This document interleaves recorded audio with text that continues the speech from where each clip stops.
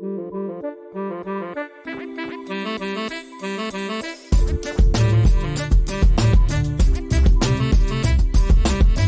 everyone, Scott Hansen here from NFL Red Zone. I hope you're checking out 1 hour of 5 Yard Rush, one of the best podcasts on NFL football in the UK.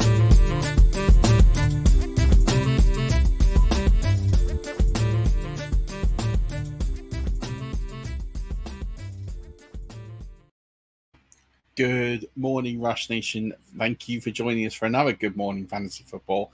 It's going to be a really short one today, just a few minutes just to talk about fantasy strategy, and it's going to be on an advancement of what we did on last night's show with the incredible Pat Fitzmaurice of Fantasy Pros. If you haven't had a chance to check that out, then please do go check that out. I'm sorry if there's any background noise from my fan. It is very hot here in the UK today. So I have my fan on. If I turn it off for just even 10 minutes, it's just bakes in here. So that's why you can see my hair moving. If there is some residual background noise, I do apologize, but hopefully it's not too bad. Just really in terms of fantasy strategy, it was interesting talking through with Pat and looking at the ADPs that have changed in the last 24 hours, especially PPR, to try and devise this roster construction fantasy strategy. And the more I look at this, and the more I'm doing drafts, and I'm ignoring these special charity drafts with unique scoring, that doesn't apply. You've got to think about your own roster construction there. This idea of drafting one of those 4 top running backs, Bijan Robinson, Christian McCaffrey, Breece Hall, and Jonathan Taylor, and I'll even throw Kyron Williams for me in there, but I know others will not. Getting one of those 5 guys and then hammering wide receiver for the next couple of rounds seems to be the really prudent approach, especially considering that wide receivers are going very, very, very early. We were looking at it in RB12 last night's going off in like the 5th or 6th round. And so a lot of people, and it's probably atypical of normal drafts, but if wide receivers getting pounded, it's more important to get those guys early because they're not going to stick around. So, for me, I'm thinking of an ideal roster construction of RB, wide receiver, maybe even wide receiver again, RB, because the value is pushing into that 5th round, where you can get some really good guys like Joe Mixon, Alvin Kamara, James Conner. Seems to be like a really good approach. If you can go,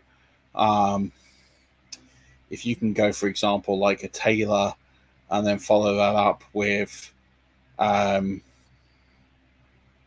look, we saw Deebo Samuel there in the second, not necessarily one people will be rushing towards, but if you can get, Garrett Wilson, and then you follow that up with a Michael Pittman, you follow that up with a Deebo Samuel or something like that in 2, 3, and 4, and then you follow up with Kamara, Mixon, like that feels like a really good opening 5 rounds, and then you can punt quarterback a little bit later and go and target someone like Dak. He seems to be the guy late on, or Jaden Daniels seems to be the 2 guys you can get late to really anchor this strategy and bring it home.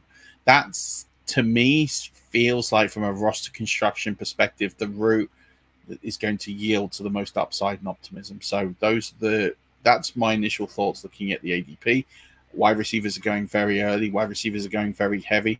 Running backs are being slept on, so the value is there later on. So anchoring at the top with an RB and then going through and picking up wide receivers early and often seems to be the approach, but then that also seems to be the approach everybody else is doing. And if that's the case, maybe the play is to go contrarian. Maybe it's to lean into the other areas, because there's plenty of good late round wide receivers as well. So maybe you go RB, wide receiver, RB, quarterback, tight end, something like that, and then go back and take your 2 wide receivers and then hammer the other positions where the value is going to be, really upload in the other positions, get one of those leading scoring quarterbacks and offset.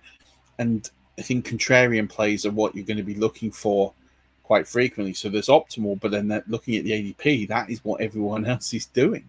And if everyone else is hammering those positions, you kind of have to lean in the other way, because to compete, if you do what everybody else does, it becomes a luck game. It becomes a game where everybody does the same thing, and it's whose players hold up, whose players don't get injured, whose players don't have quarterbacks that miss time, etc. And it becomes an endurance / race of attrition as opposed to a skill game. So for me, I'd be leaning into the opposite strategy.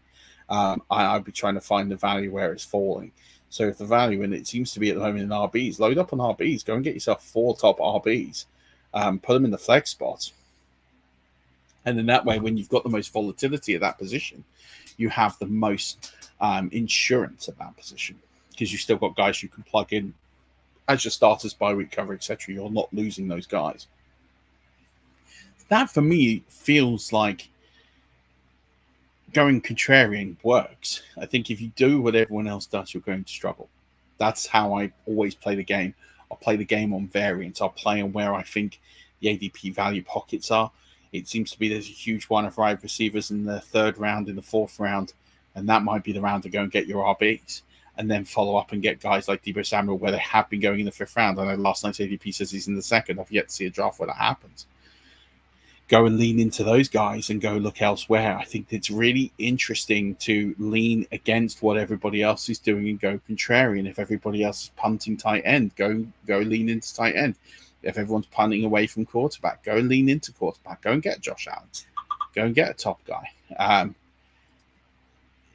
Contrarian plays work. If you end up doing what everybody else is doing, as I've already said, you're ending up just in a rule of attrition. You might execute your strategy slightly better than everybody else, and that could work, and that's fine. And if you want to build your roster like everybody else and hope that your knowledge prevails, then I'm not one to tell you otherwise. But the problem with that is if you're then chasing the positions that everyone else is chasing at the same time, it comes down to your draft capability in picking players you believe are going to be creating a higher variance than others. If you back your draft abilities that much, I'm not one to tell you otherwise. But if you are trying to play a game of percentages where you want to build in variance to win, you need to be leaning against what other people are doing, not to the point where you're taking kickers in round 4, like that's silly. But if you lean against where everyone else is going, you'll end up drafting in a completely different way to everybody else. So you'll be getting players at the values you feel comfortable with or better. And let everyone else capitulate everyone else's value in their team. So if there's a big wide receiver run and you go RB, let the value be capitulated. Let people be put into a run. Let people be scared and go on tilt and think, I missed my guy. I've been sniped. You know, we've talked about, if you see the show that I did with Mags a few weeks ago from Dynasty Hot Seat, vertical board, horizontal board, drafting on value, you execute those principles in this draft format, you won't fail. So your roster construction should be fluid, but maybe leaning into away from what everybody else is doing is a really good play, because at the moment, looking at these ADP values on Fantasy Pros, it seems like everyone's doing the same thing as hammering wide receiver top and early. And at the top, that probably looks like the optimum strategy. But it's not optimum if everyone's doing it. If everyone does it, then it is a luck game, and that's perhaps where you want to lean against it. So it's just a casual thought to wrap up this week of great content that we've put out there. Go and listen to all the other content. But I think about your roster construction. Don't do the same thing every time unless you're really happy and comfortable with what you're doing. And look at where you can try and draw value elsewhere. And if you can do that, I think you're really in a really good place to smash it this draft season. There's plenty of ADP value to be had. There's plenty of ADP variance against good, sensible rankings and projections like there are for the 2nd year in a row.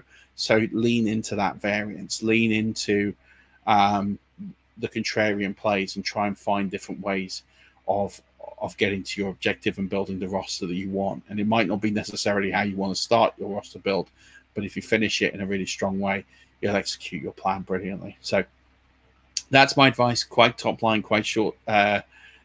Good morning football to start off today. It's to finish the week, and then next week it's the FFCC. I'll do a rundown Monday morning, so tune in and enjoy that one. And just enjoy the weekend. Hopefully it's a great time for everybody. The weather stays, and don't forget to join our listener leagues. Plenty of spots left, so do hammer those spots. Donate to charity, help us raise a huge amount of money for Crohn's and Colitis UK. But that's going to do it for today. Thank you so much to everybody who has subscribed, who's embracing the show, who's writing comments. Please do all of that. Please post your YouTube questions.